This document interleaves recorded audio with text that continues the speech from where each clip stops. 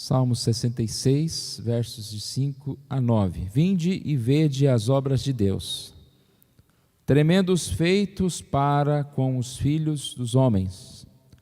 Converteu o mar em terra seca, atravessaram o rio a pé, ali nos alegremos nele.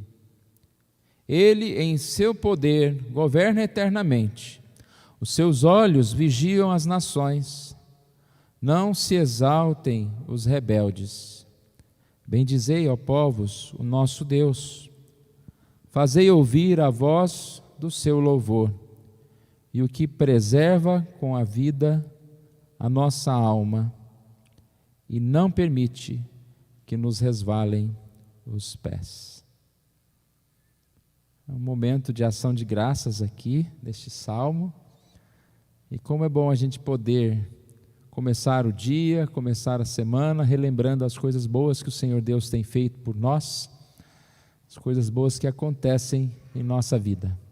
Nossa vida nunca pode ser igual um noticiário que só tem coisas tristes, né? Só anunciam, na maior parte das vezes, as decepções e os problemas. Nossa vida precisa ser uma cartilha, né, onde nós anotamos as bênçãos, contamos as bênçãos, e aquilo que já passou, aquilo que foi ruim na nossa vida, é melhor deixar, né? Esquecendo as coisas que para trás ficam, eu vou prosseguir adiante, rumo a aquilo que Deus tem para nós.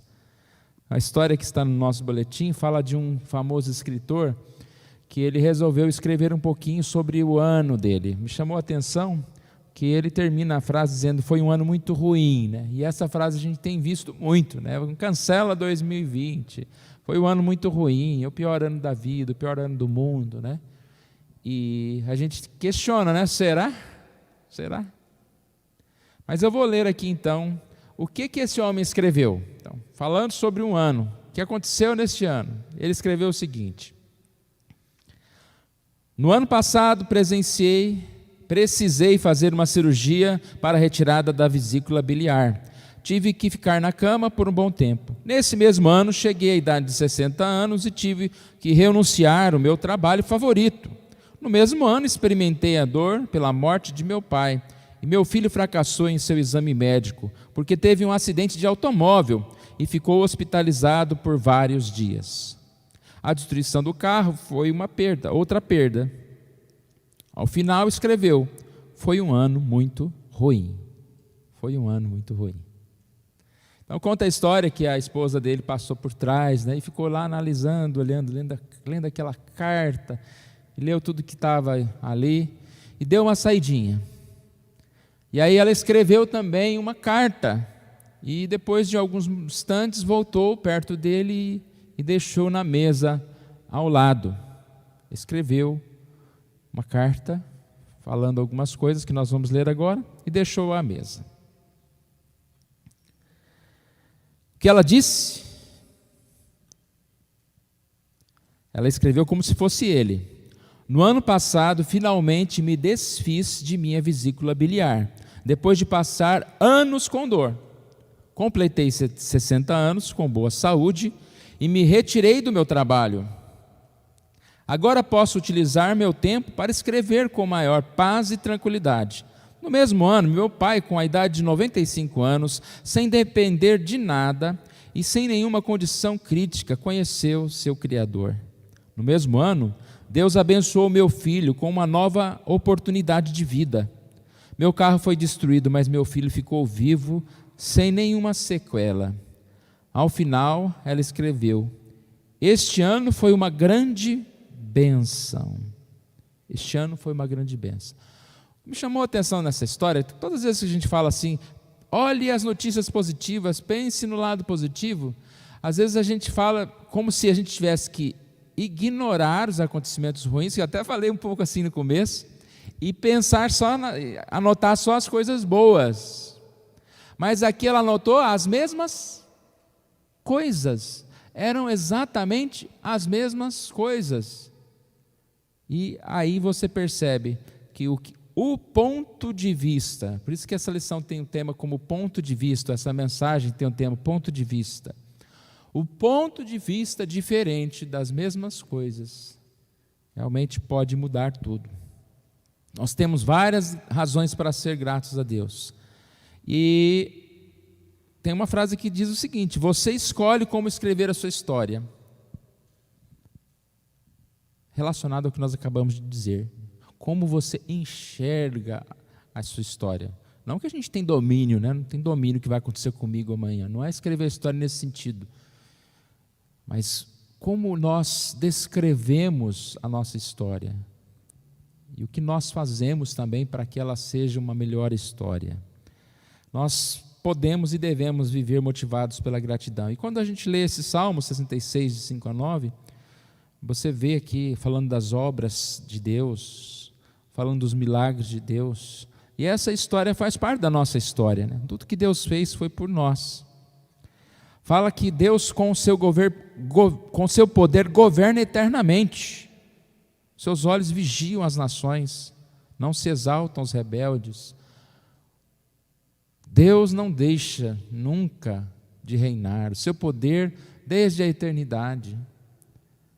Quando nós vemos as pessoas rebeldes, os maus, os poderosos, aparentemente vencendo e explorando os mais humildes, nós sabemos que Deus preserva, Deus está vendo, Deus vigia e Deus não deixa que isso aconteça além da medida, além do que Ele mesmo permite.